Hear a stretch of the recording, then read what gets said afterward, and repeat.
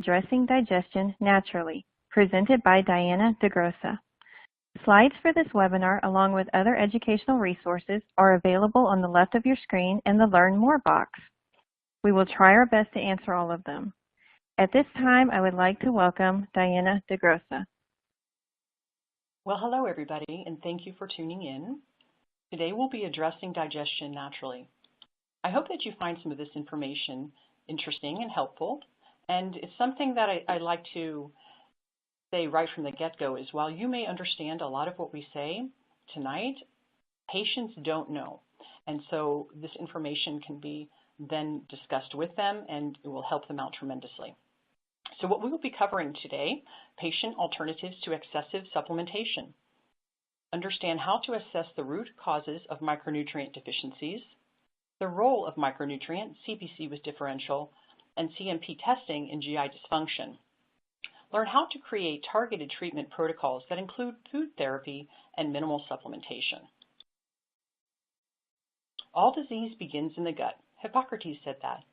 70% of the immune system cells are in the gut. The gut-associated lymphoid tissue. Proper digestion and absorption are paramount for optimal health. So let's return to the basics of function.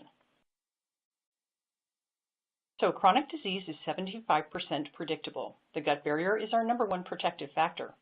Intestinal epithelium has a surface area of a tennis court, plays a major role in what is both absorbed and excreted.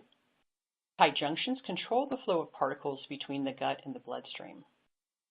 Secretory IgAs, antibodies produced in the mucosal lining that play a major role in the immune system. Some stats to consider. Dietary intake deficiencies. 8% of Americans don't get enough zinc. 34% get inadequate vitamin A. 45% inadequate magnesium. 70% inadequate vitamin D. No wonder so many have leaky gut. Zinc is vital for tight junctions. Vitamin A is vital for barrier function. Magnesium deficiency contributes to leaky gut and reduced bifidobacterium. And you know, even if you are in places where we have a lot of sun, like here in Arizona, in Florida, all of my golfers that are out there all day long, they still test low in vitamin D. So giving patients alternatives to excessive supplementation. Isn't this what we see every day in our practice? So many times our first appointment, what happens?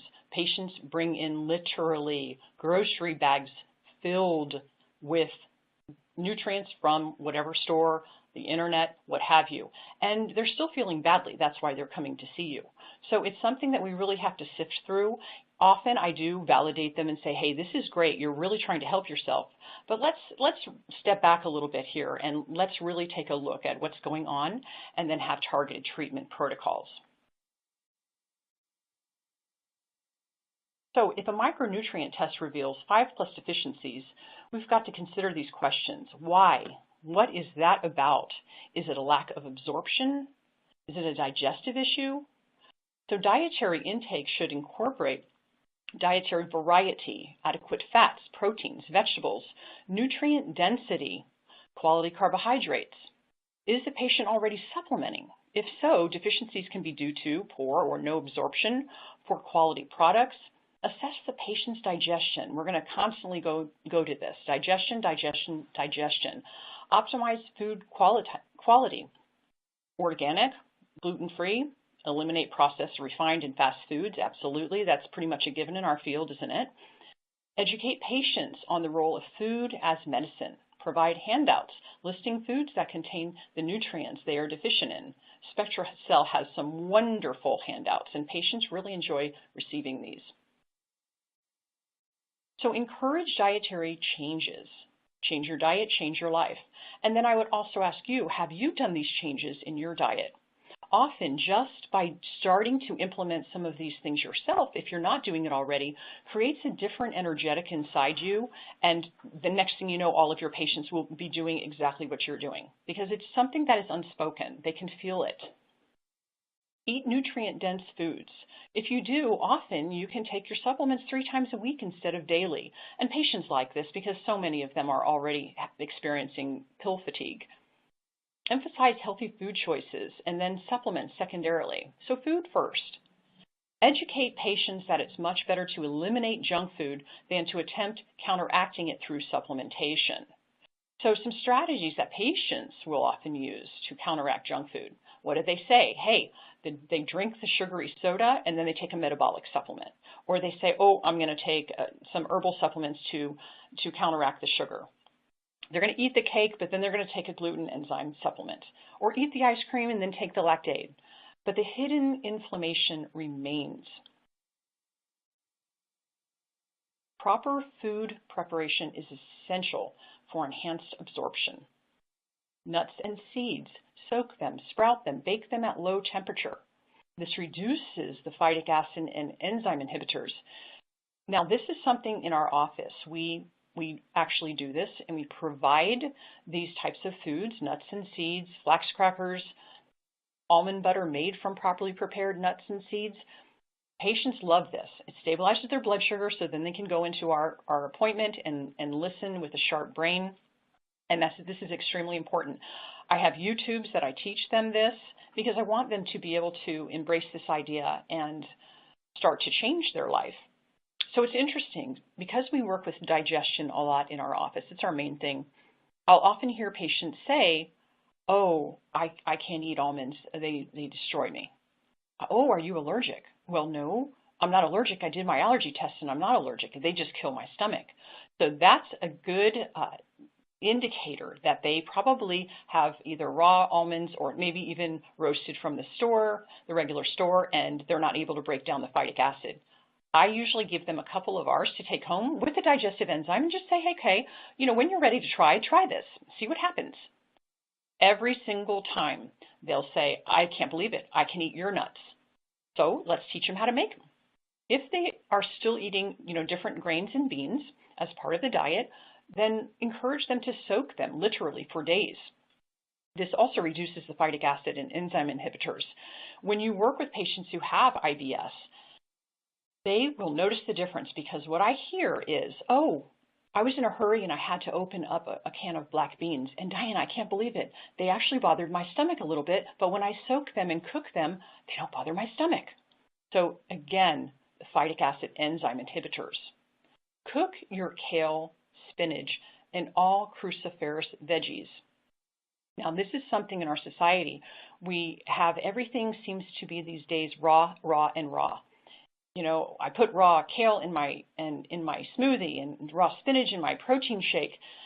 This is something that we don't really agree with. I might be demonized for that, but it's not something also in Chinese medicine that we like to see, because these particular vegetables have a lot of oxalic acid, and that binds calcium and can contribute to kidney stones. And here in Arizona, kidney stone, I think we're the kidney stone capital of the world.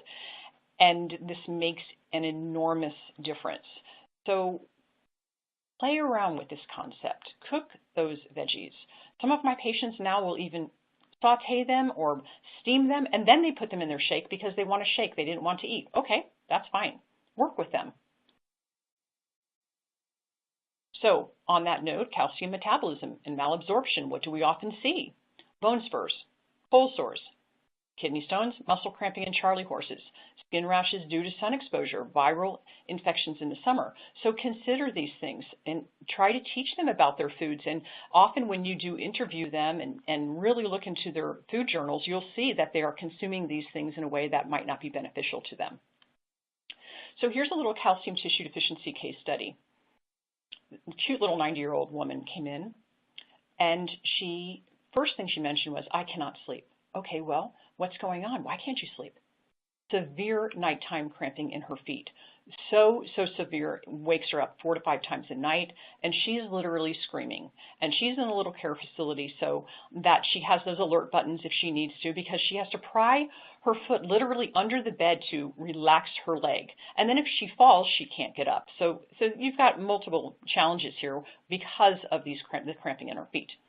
She was already taking a calcium supplement with a D and a multivitamin and was on a host of pharmaceuticals. So I knew that I probably, will only get a chance to see her briefly, and I didn't want to overwhelm her. Ultimately, I wanted to look at her whole intake and her digestive system and all of this. But again, I knew I would only see her briefly. So I said, okay, do you happen to ever get cold sores? And she smiled and said, why, yes, look, I have one right here. I tried to hide it with my lipstick. So this is yet another sign, and that confirmed to me that she has calcium tissue deficiency.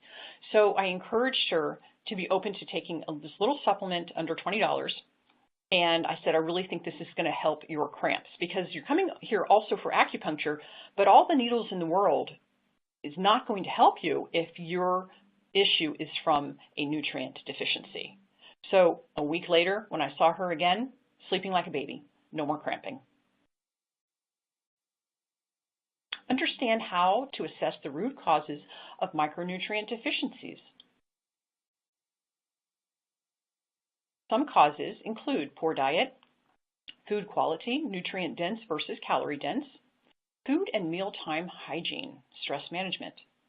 Foundational nutrition principles are missing.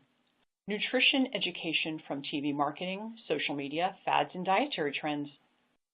Prescription drugs, over-the-counter medication, alcohol, all of these deplete us of nutrients. Look at this. Is this not what we see? And right when I think, oh no, people are really getting better, I go to the grocery store and inevitably what do I see in their cart? And again, observation, we don't want to judge people, but this is what we see. Junk, processed food, added sugars, additives all rob the body of nutrients. So repletion becomes critical. Cold cereal plus low-fat milk, toast, orange juice equals high sugar, sugar, sugar, sugar, sugar. Explain this to your patients. Causes that insulin spike followed by a crash. So you feel like you're starving within 2 hours, invariably eating another high sugar snack, and so they're just packing on the pounds and they feel absolutely defeated. Teach your patients the importance of blood sugar control, what happens and why. Empower patients to make better choices. Perhaps suggest an online meal planner that accommodates food sensitivities like PlateJoy. And this is an interesting little online meal planner, because you can actually put in, if you're gluten-free, dairy-free, egg-free, if you're low carbohydrate, if you're paleo, what have you, and a whole bunch of recipes will come up. It's easy for us as practitioners to say, oh, we just want you to have meat, veggies, really good fats, and very few starchy carbs. And maybe that's what we all do, but a lot of these people will get very bored with that. And inevitably, what do they say? What can I eat? Oh, well, I just told you. No, what can I eat? So bringing these types of things to the table will really help. Educate patients by encouraging a phased approach. We learn and evolve as we go.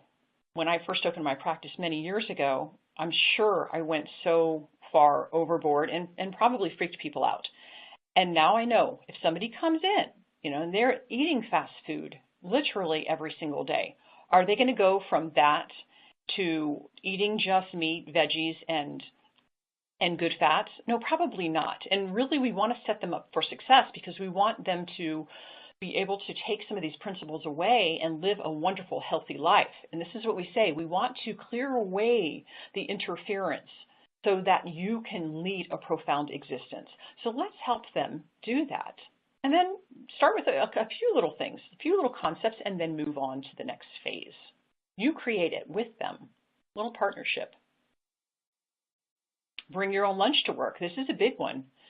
Tons and tons and tons of my patients now actually bring their own lunch to work, and it's fun. Okay, so make a little bit extra at dinner and bring that as leftovers.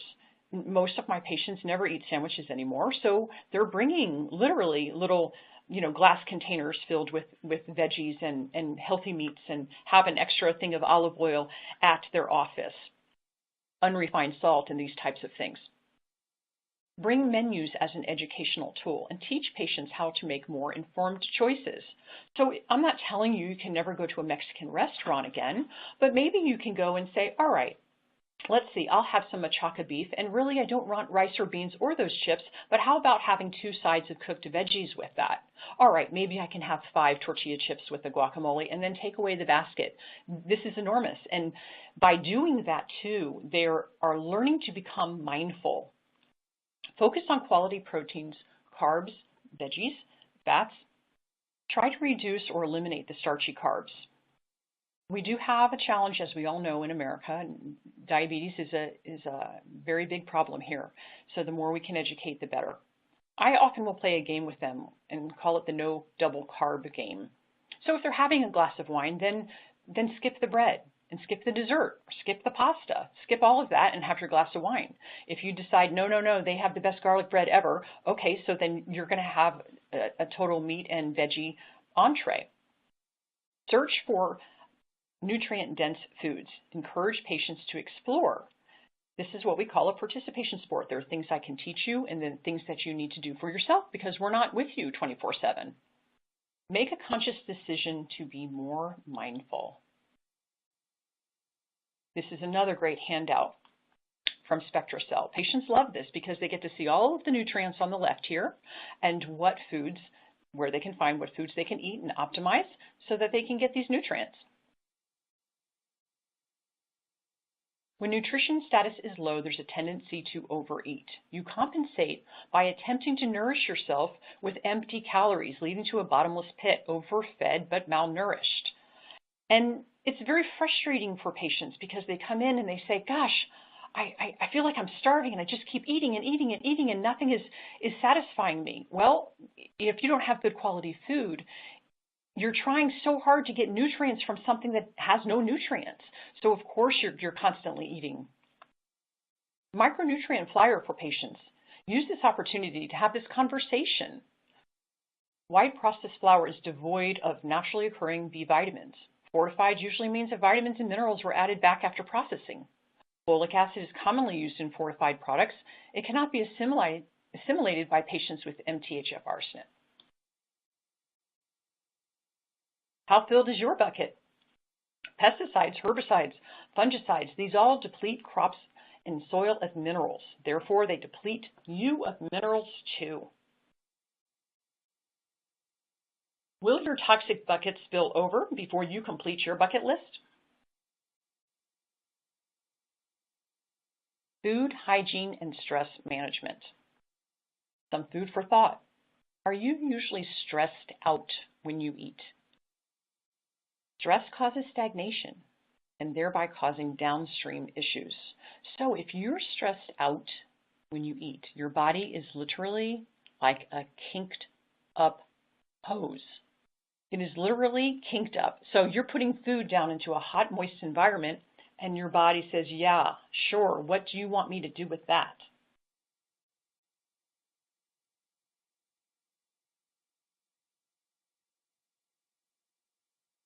So at meal times, let's slow it down.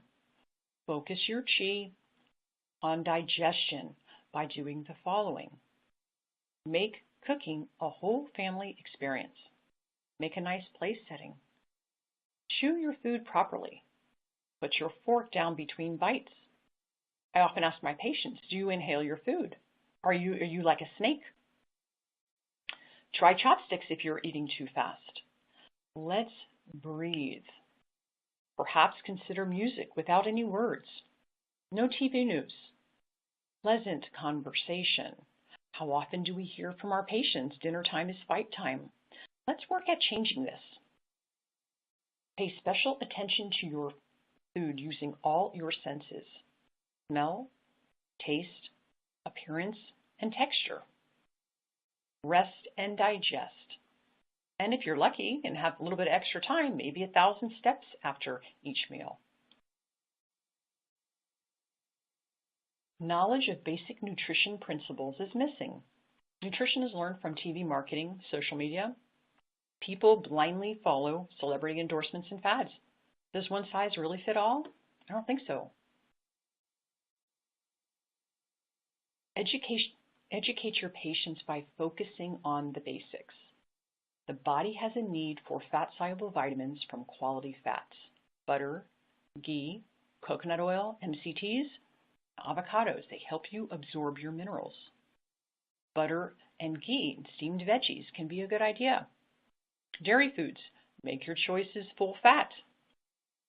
No skim or non-fat milk. The fat-soluble vitamins A and D absorb the calcium, So if you take away the fat, how are you absorbing the calcium? This was a really big one in my practice. So often I'll ask them if they feel like they do okay with dairy, and if we're not doing an elimination diet yet, I said, okay, but let's change that. Let's change it to full fat. And often they look at me like I'm crazy, like, oh no, I'm going to gain weight. Not one of them has ever gained weight. In fact, what do they say? Wow, when I have the full fat, I'm satisfied, and I don't even want all that fruit in the yogurt anymore. The role of micronutrient, CBC with differential, and CMP testing in GI function. Patients love our functional blood chemistry appointment. It's usually the first time anyone has ever explained the connection between the markers, the interconnectivity of the organ system function, and the patterns. Patients can see this, they understand, and they chart changes. Many of my patients are results oriented. They're already coming in and spending quite a lot of money on these programs, and they want to see improvements. And also, you know, they have an MD that they go to also, and they really want to hear from their MD, hey, wow, you're doing great. What did you do? They want that. Patients need that. They need to have a pat on the back. Who doesn't? They are more likely to be compliant with protocols when they get it. So basic blood work can reflect early signs of GI dysfunction. Patients will often bring blood work from their doctors to do a functional blood chemistry assessment with us. Often it's just a CBC with differential and a CMP. So, okay, it's a starting point, and we'll use that. And there's some things that you can look at for some basic GI dysfunction screening. Look at the functional or optimal ranges. And again, always ask why. Which function is challenged? So for checking for hypochlorhydria, now you might have already done a symptom survey or an MSQ, whatever type of screening tool that you use. And you might say, oh no, they have all of these symptoms, so I really think that they have hypochlorhydria. Okay, and then you see their CBC with differential or CMP, and you say, wow, total protein optimal range is 6.8 to 7.4. Standard is 6.0 to 8.4. So you can see by using optimal ranges, if you're using standard ranges, you're going to miss a lot of people. So the globulin optimal range 2.4 to 2.8. So if it's increased, the protein's not being broken down adequately. If it's decreased, they're not producing enough HCl. Food is fermenting, putrefying, causing the body's acidic condition. So these two little markers right here, you can show that to patients and say, hey, look, this is what I feel is going on, and so let's do X, Y, and Z. B12 typically deficient as it requires being bound by protein for absorption. So both are signs that HCl needs to be optimized.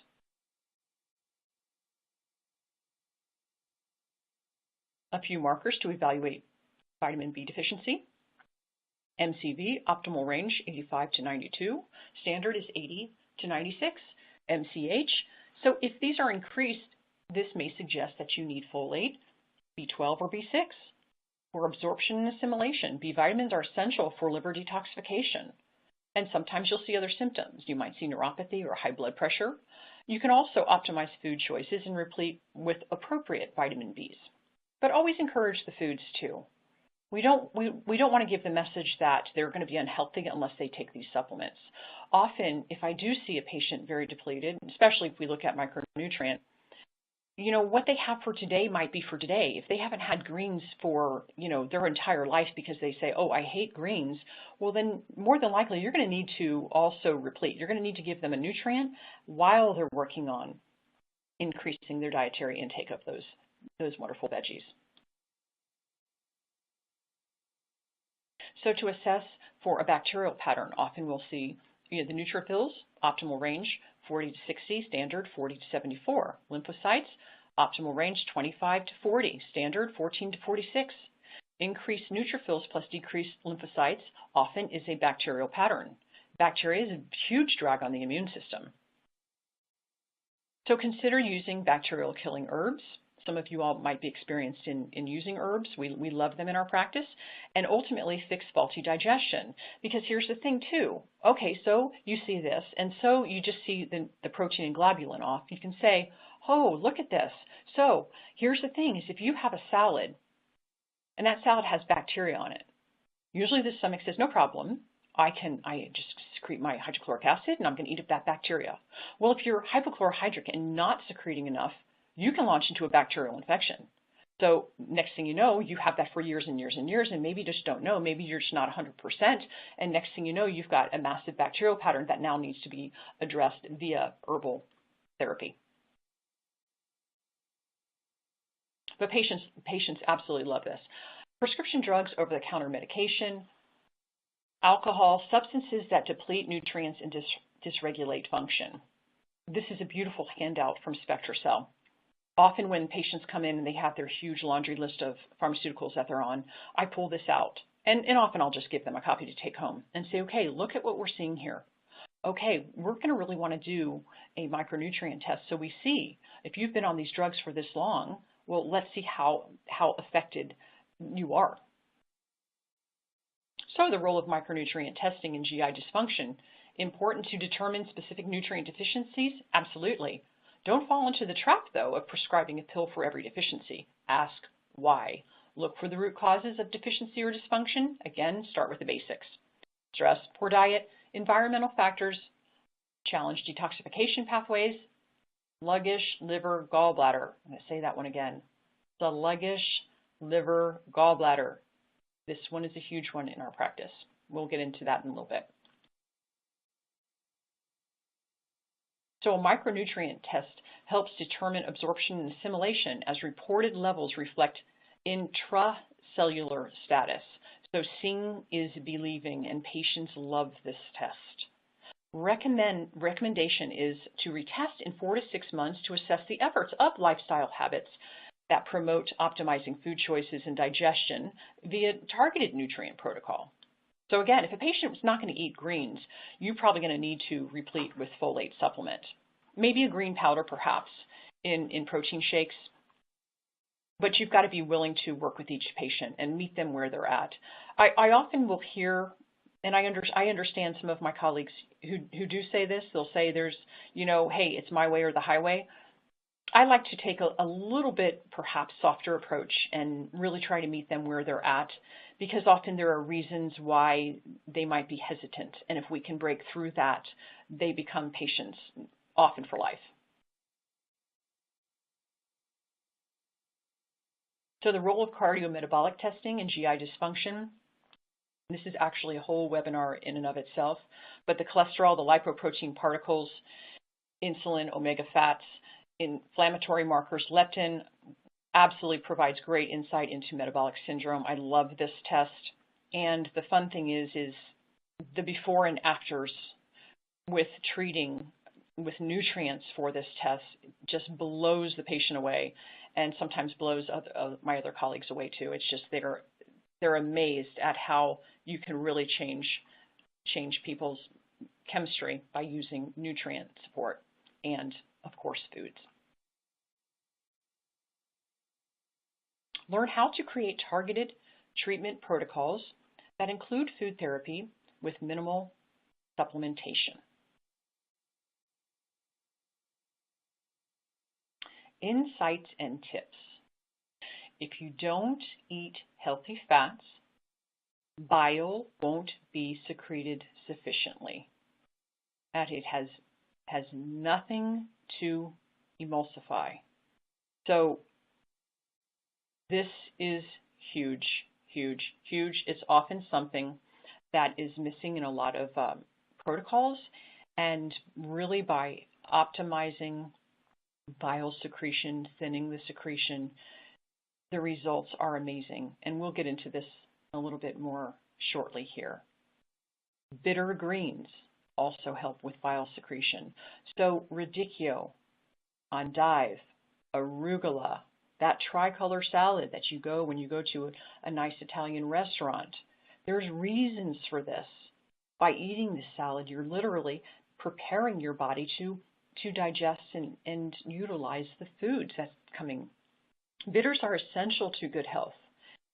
Often what I'll hear in our society is, ooh, I don't like it, it's bitter. And I try to explain, yes, and we need to eat it on purpose. It's not just, I want sweet food all the time. We need to become more mindful that there is a reason why these foods have these qualities and how they can assist us in improving our health. Fat emulsification, why is it so important? Fat-soluble vitamins, A, D, E, K, are needed to absorb minerals like the calcium and magnesium. You know, you see things all the time, right? You see people becoming osteoporotic, often younger and younger and younger. It really begs the question. And when we look at the diet, still some of them, right when I think that nobody does this anymore, but still many are using margarine. You're not getting these fat-soluble vitamins you are not absorbing. So often they're thrilled when you tell them, oh yes, I really want you to eat ghee or butter. They're very happy about it. I've had people cry in my office because I've said that. So again, yes, add the butter to your broccoli. Can help improve the calcium absorption. Haven't we all had patients who say, Diane, I did very well this weekend. I had a salad and I just enjoyed the greens. I didn't even need dressing. And I say, well, I'd actually rather you have a dressing. No, not bottled dressing, because if you look at the ingredients in bottled dressing, they're terrible, absolutely terrible, terrible quality oils. But let's face it, it is the easiest thing to make. Dressings, very easy. Just get a variety of wonderful oils, variety of fun vinegars. There's a ton out there. And just use that. You can shake it in a jar with some spices. Beautiful. Next thing you know, once you do that, you'll never go back to bottled. Organic liver is an amazingly nutrient-dense option for those with inadequate iron. I've had people literally come in and they've been on iron supplementation for years and they are still anemic. So my first question is, oh, well, do you have enough hydrochloric acid in your stomach to absorb the iron? Now, of course, nobody's on hydrochloric acid, so they're probably not absorbing to begin with. But if I can get them having some liver pate, what have you, and again, I know I might be demonized for saying that, but of course, very, very, very good quality liver. It is amazing. You'll feel like you had a B12 shot. Organic meats and chicken, non-GMO, hormone-free is recommended. Very important. So wouldn't we rather encourage people to spend a little bit of extra money on organic than say, oh, okay, well, congratulations, you have this health challenge now, and you're going to need to be on expensive supplementation, for the next 10 years. So if you're getting good quality food, it is absolutely amazing how you don't necessarily have to do as much supplementation. So hypochlorhydria, or low stomach acid. Causes deficiencies in B12 and zinc, and B1. Both are needed to make HCl, GI inflammation. H. pylori infection actually shuts down the parietal cells. Do you ever hear a patient say, every time I take my vitamins, I get a stomach ache? Okay, well, they do, and so patients will say, I think that means vitamins are bad for me. Well, actually, let's look at this a little further. So we start assessing digestion, and bingo, they start to take their supplements with, say, a hydrochloric acid supplement, betaine HCl, that type of thing, and they say, oh, wow, I don't have a stomach ache anymore. Great. So this is a huge indicator. And also, imagine that sometimes. Again, when the patient comes in with the 2 grocery bags full of supplements, if you imagine a stomach, just picture an empty stomach, and now fill that with 20 capsules. The idea of that is just unbelievable. So yeah, people say, oh my gosh, that's like a meal. Yeah, sure it is. So again, you need to make sure that digestion is working and working very well. So if the SpectraCell micronutrient test reveals B12 and zinc deficiencies, again, assess GI function. Optimize digestion, If repletion is not possible, you have no absorption. Consider HCl supplementation or full spectrum digestive enzyme. I often will recommend unrefined salt because it's then considered a food because it has the trace minerals. And also we think NaCl, we need the Cl, the chloride, in order to make HCl. So believe it or not, that little tip, that putting that teeny bit of unrefined salt in your broth or soup that you're having prior to your meal is actually starting the digestive process. And that can be extremely, extremely helpful. So if repletion is not possible, you have no absorption. Okay, so I had a patient come in, and no kidding, she had a spreadsheet. She was an educated patient, actually. She took all the nutrition webinars herself and really trying to help herself. And literally 30 supplements she was taking. It might have been even a few more. Now, she does tend to practitioner hop, and we all have patients like that. It's okay. Maybe they didn't have the answer that they wanted to hear, so they're coming to us. And so I said, wow, this is a lot of supplementation. So let's look at your digestion, and talking about digestion, elimination. And this gal is not having a bowel movement. So once a week, once every 10 days, and usually she has to take a laxative at that point. Well, what do you think all of those nutrients are doing in her system? Nothing. You have a problem south, meaning constipation. You look north to address it first. It's not just, I'm constipated, here, take a laxative. So again, we're going to have patients like this. We're all going to have patients like this. And right when you think, oh, no, not me, oh, you'll have one tomorrow. You'll see. Support liver gallbladder function. The gallbladder is hugely important in digestion. Bile secretions are necessary for the emulsification of fats. They clear excess cholesterol. They help remove xenobiotics, drugs, heavy metals. Bile is required for peristalsis. You must eat healthy fats in order for bile to flow properly. Beetroot supplement is a game changer. This is probably my #1 supplement, and we work extensively with digestion. The gal I just mentioned prior with the 30 supplements, guess what? I gave her a beetroot supplement and had her chew, well, 2 to 4 every meal. Started going to the bathroom immediately. Free up the liver gallbladder. It's vital. So some of the symptoms that you might see with biliary insufficiency, so inadequate bile or bile is too thick,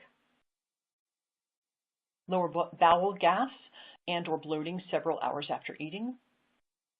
The whites of the eyes, the sclera, are yellow. Dry skin, itchy feet, or the skin peels on the feet. Anytime I have a new patient, say, after we do our initial health history intake, say they're also getting a double appointment where they're coming in for an acupuncture session. So they're lying on the table, of course, no shoes and no socks. This is what I often see. And of course, I would have already done an intake. I probably already would have written down beetroot supplement. But this is something that we see often.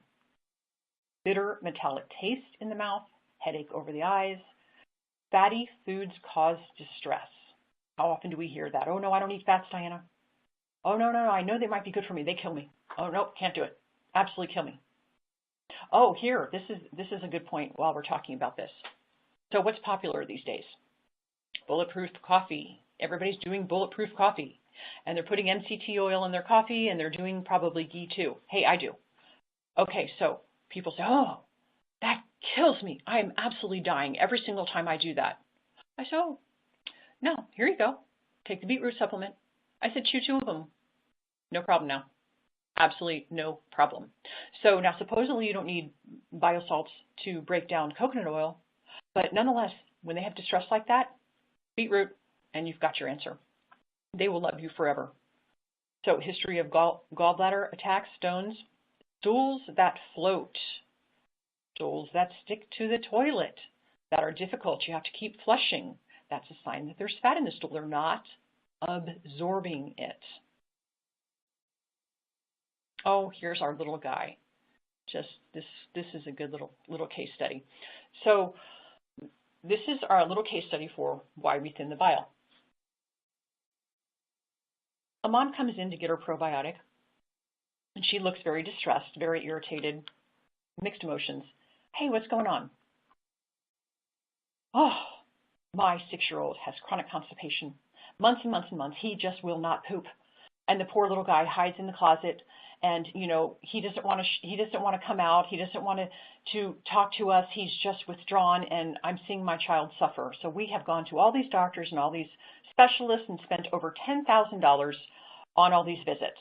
Now, not to mention also bringing the child to all of these visits over 6 to 8 month period is not nice for a 6-year-old. He's starting to think that, there's something wrong with him, and why do all the other kids get to play after school and I'm going to the doctor all the time? They start getting a complex.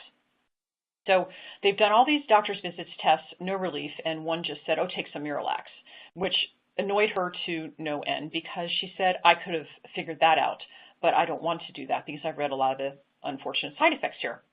So of course we always talk about food. However, she really wasn't coming for him. She was just venting about him. Now, little children have stress and they absorb stress. So Chinese medicine, that can heat up that liver energy, creating that liver qi, liver energy stagnation. It's not free-flowing the liver gallbladder at all. So I just said, you know what, here. Handed her a beetroot supplement, again, under $20, and literally she said, oh my gosh, I did what you told me to do. I gave him one 2 times a day. I had him chew it. The next day, pooped his brains out. She was thrilled. She said, I don't understand how that works because this is not a laxative. And I tried to explain, the process of digestion.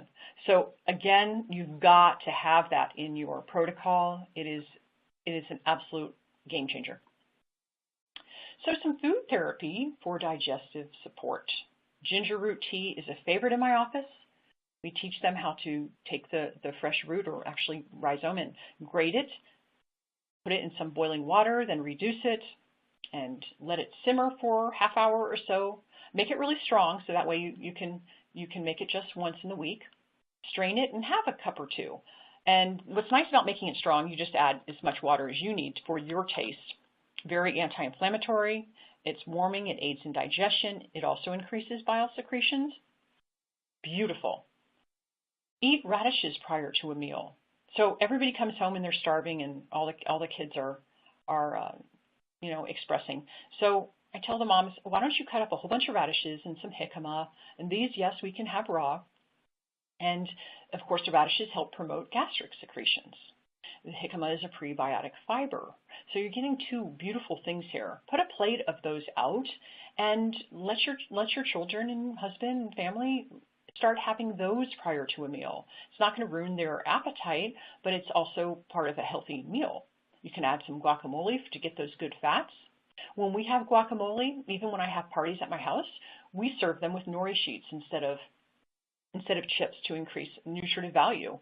There's 2 different ones that I've used, the Korean one and the Japanese. The Korean is a little more delicate, and often it's seasoned, probably not with Celtic salt, but it does have a little bit of salt. It is delicious, however, and we use that.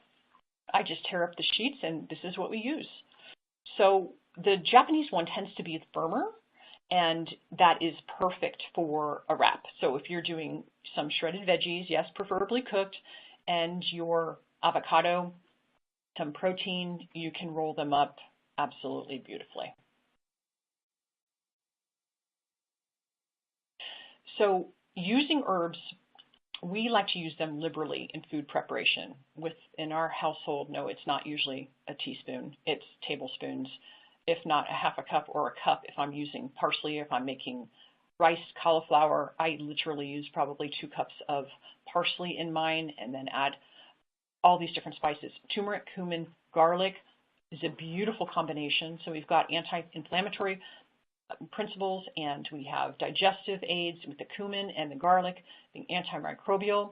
This is a beautiful combination. You can use it also for meats.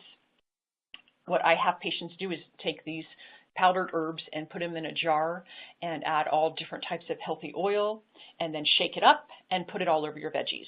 Beautiful. So it's very nutrient packed, very antioxidative. Another nice blend, coriander, fennel, cumin. These I typically grind in like a coffee grinder. That's used for herbs. And then we mix them really well together. And then when you're sauteing root vegetables, beautiful. So again, you're assisting digestion in a huge way. Rosemary. Here in Arizona, it's like a hedge. So almost everybody has rosemary. Now, of course, you want to make sure that your lawn and your yard is not sprayed, and we don't use toxic pesticides at all, not ever. So you want to make sure of that first, or if you have little pots that you're growing, that works too. But contains more than 24 antioxidants, and it's naturally anti-inflammatory. You can take a whole bunch of rosemary stalks and infuse them in olive oil. Wilt them a little bit first so that some of the moisture content will come out. Otherwise, you can have moldy oil. So just wilt it a little bit and then use it with the olive oil. You can mix it into vinegar for salad dressings and also for meat marinades. Just put the stock all throughout the meat and let it marinate for a couple hours with olive oil in the refrigerator. Oregano is very bactericidal, a wonderful healing herb, used in cooking, salads, in your gluten-free savory baking creations. I always encourage that if patients are experimenting with gluten-free baking, that they try savory. And you can use almond flour and these different types of flours that are higher in protein and more nutrient dense, because that's what it's all about, is nutrient dense. Because if you look at a lot of the gluten-free offerings in the health food store, some of them are really not so healthy. It's tapioca and just not very, very healthy types of ingredients. Chamomile tea is wonderful. Often if you're working towards getting patients off their PPI and you want to help them take out some of the fire of their acid reflux, this is one thing they can do, is make copious amounts of this and drink a cup a couple times a day even. Of course, along with a protocol to help heal and seal their gut and take out the fire. There are many steps involved, of course, with getting patients off PPIs. And again, that's a whole nother webinar in and of itself. Implement a food-first approach. Optimize one's intake of veggies. Consume, again, the properly prepared nuts and seeds. Healthy fats for absorption. Incorporate those herbs and spices into cooking and food preparation. Food hygiene, fresh herbal teas. Room temperature water. This should have a star here.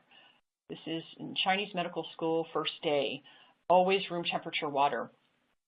Especially when you first wake up, absolutely, your body has been warm the entire evening or entire night, and you don't want contraction. This will burn out your stomach digestive ability.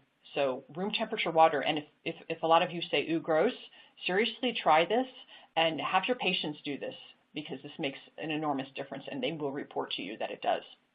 Increase fiber intake, flax seeds, chia seeds, the glucomanins. I love this micronized fiber. When I lived in Japan, we ate something called konnyaku, and that is actually the glucomanins is from the konnyaku, but instead of eating lots of this gourd that is kind of gelatinous, you can get it micronized, and 1/4 of a teaspoon is all the dose that you need. So it's about the smallest amount of fiber, and it's a wonderful prebiotic. So empower the patients by guiding them and encouraging change every step of the way.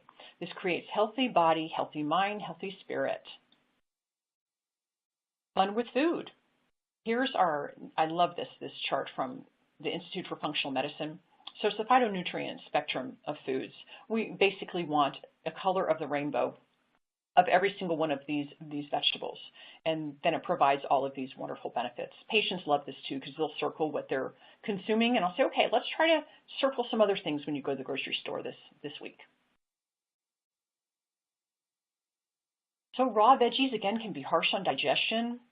In TCM, we like to see more cooked veggies. Too cold on the body, burns out digestive fire, but some of the salad greens are acceptable. As we've mentioned already, the raw kale and spinach in smoothies can be very hard on digestion. Oxalic acid binds calcium, so cook these greens. Eat them with good fat. Practical protocols to enhance your patients. Practice to better help your patients. So expand your use of micronutrient and cardiometabolic tests. Consider adding perhaps a comprehensive stool analysis. Attend blood chemistry seminars. I love Mastering Blood Chemistry by Dr. Harry Eitner. Wonderful class. Take functional medicine seminars and classes. Patients love when you're getting extra learning. Also, seek out your local reps, your nutrition reps. They can be a great source of information as well. So if you're too busy to learn and implement, then hire a health coach, hire a nutrition person in your office. It can really, really help. Collaborate with a traditional Chinese medicine acupuncturist. That also is a game changer. Somebody comes in with a massive attack of IBS and they're like, look, I look 6 months pregnant. They get a treatment. They leave with a smile on their face and absolutely amazed that all of their pain went away. Now they're better apt to say, okay, I can ingest your protocol now. They don't feel like eating anything when they feel that bad. So functional nutrition is the cornerstone of functional medicine. Functional testing gives you and your patients objective confirmation of deficiencies and dysfunction. Digestive health, it's the gift that keeps giving. Okay, so let's see if we have some questions. Okay, so first question. I have a patient that complains of belching like crazy after every meal. He is embarrassed by it. What would you suggest? Okay, a couple things. First, assess, again, food hygiene, because we want to set them up for success. And that means, again, slowing it down, making sure he's not in fight or flight, nice relaxing music, this type of thing.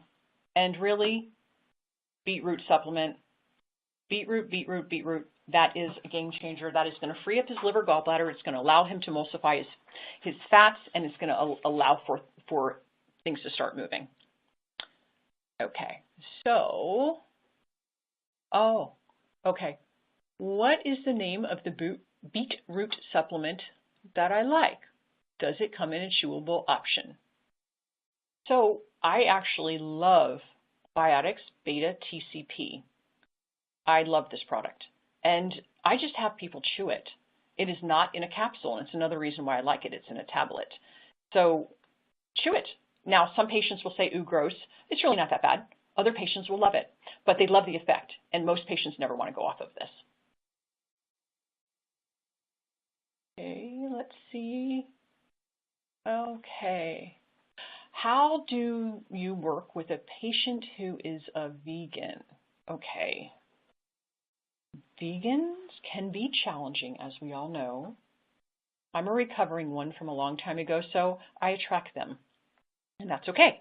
First, I like to ascertain is if they are a real vegan, meaning they eat veggies, or are they a carbitarian?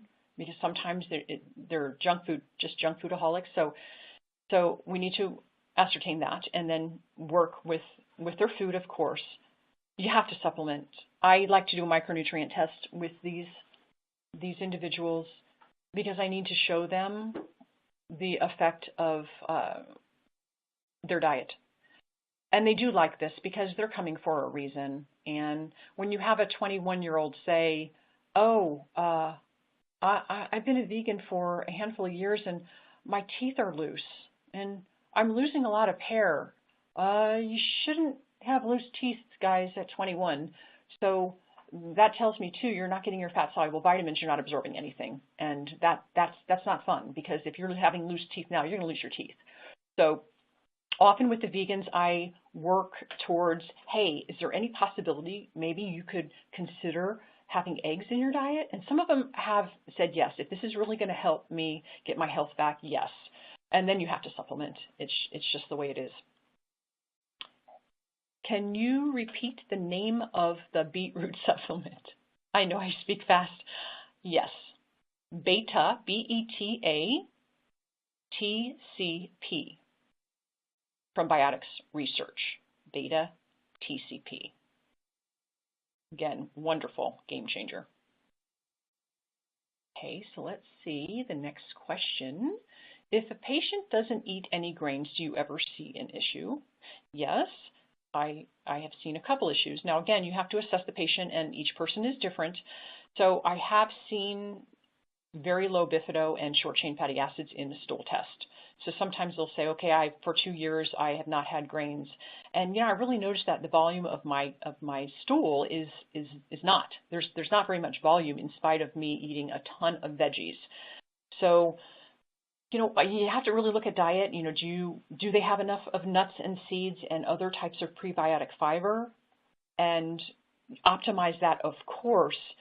But I don't like to see short-chain fatty acids low. That's bad colon health. So when we do see that, often I will encourage, like that fiber that I mentioned from the glucomanins, konjaku, is a wonderful, wonderful root. And of course, always foods, but sometimes you have to give butyrate also to help the short-chain fatty acids. What is the functional blood chemistry course you mentioned? Mastering Blood Chemistry by Dr. Harry Eidener. He's wonderful. So that's a functional medicine class I really like. What supplement? Okay. What supplement did you give the 90-year-old woman? Okay. This I gave Cataplex F. That one is from Standard Process, and I adore that supplement, Cataplex F. It is its own interesting formulation that I have not seen in any other company. I guess the one challenge is it's not from a gluten-free facility, so that one I believe has a little bit of wheat germ. So if you do have huge gluten sensitivity, you have to keep that in mind. Even though they say it's the fat and you don't have to worry, I always err on the side of caution. It is a wonderful supplement. Let's see here. Okay, looking at the CMP, how do you treat increased total protein and globulin compared to decreased protein and globulin? To be honest with you, I treat them the same. I give them betaine HCl in the middle of a meal.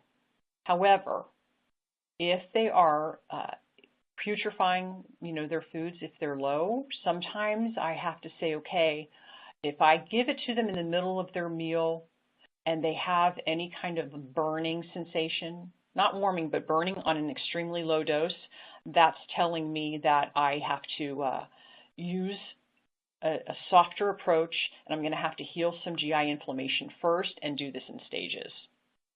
Do you recommend home testing to screen for hypochlorhydria, baking soda test, HCl challenge test? I do like the HCl challenge test that I do with patients once I know that they're not having an inflamed gut. So if I give them 2 betaine HCl, little tablets, like the lowest dose you can find, and they say, ouch, that hurt my stomach, or, oh, I'm nauseous, that tells me that I can't do the HCl test. I have to heal and seal up their gut first and have to take the fire out and do all of those things that I would do, almost like when you're getting someone off PPIs, and then I will work them to that. But that might be 4 to 6 months down the road. Will beetroot supplement be useful for a person with leaky gut? I would say absolutely. I literally use this beetroot supplement for, I dare say, 90% of my people. Okay, last question. Isn't any salt NaCl? Yes, but I want unrefined, because regular salt, of course, has anti-caking agents and aluminum and all of the things that we don't like. I want the unrefined salt because it also has trace minerals in it, so it's considered a food. So I believe that is our last question, and I thank you all very much for listening in today. Thank you, Diana, for your expertise. You were welcome. We are out of time. Oh, thank you. We are out of time for more questions. We sincerely hope you have enjoyed this webinar. Be sure to visit our website, www.spectracell.com/webinars for next month's webinar announcement. Good night.